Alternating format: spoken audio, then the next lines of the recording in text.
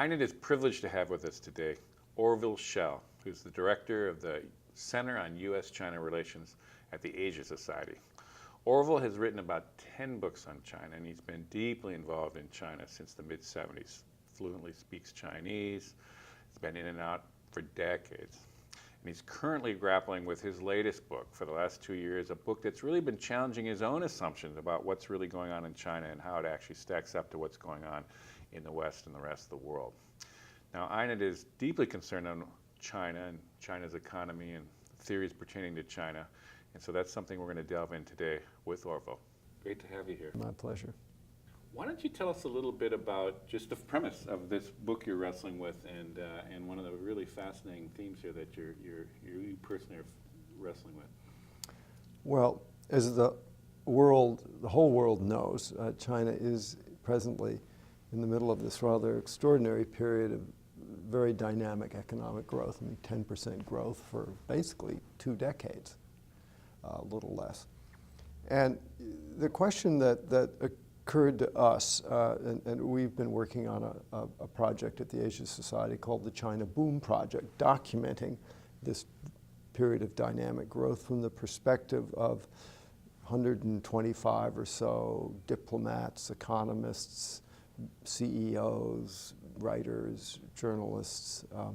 How do they explain it?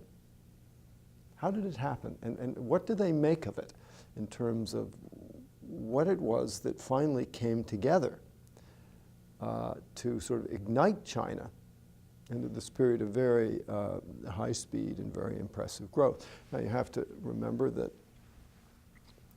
historically speaking, I mean, China was the sick man of Asia. Couldn't do anything. And if you look at Chinese history over the last, say, 125 years, I mean, what it looks like is a series of failures.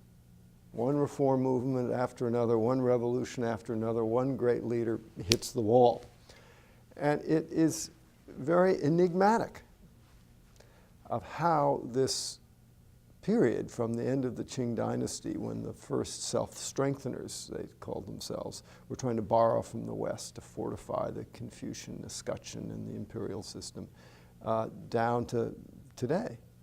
So as part of this project, the China Boom Project, I and a colleague set out, are in the process of writing a book to try and look at this last 125 years and say, how do you make sense out of it? What was actually at work during all of these decades, from the Guangxu Emperor to Sun Yat-sen, Chiang Kai-shek, Mao Zedong, Deng Xiaoping, Jiang Zemin, and now Hu Jintao? What was it that was actually sort of trying to get out, express itself? And our sort of preliminary conclusions are very interesting, and I should say very counterintuitive to us. So I think this is a curious sort of expedition, sort of an archaeological expedition into China's past that I haven't seen anybody else really ask. I mean, this didn't just spring forth like Athena out of the head of Zeus when Deng Xiaoping came to power and said, let there be light. Things don't work that way. I mean, history always adds up, even though when you're in the middle of it, you don't see where it's headed. Ex post facto, you can look back and make sense out of it. But strangely, nobody has done that.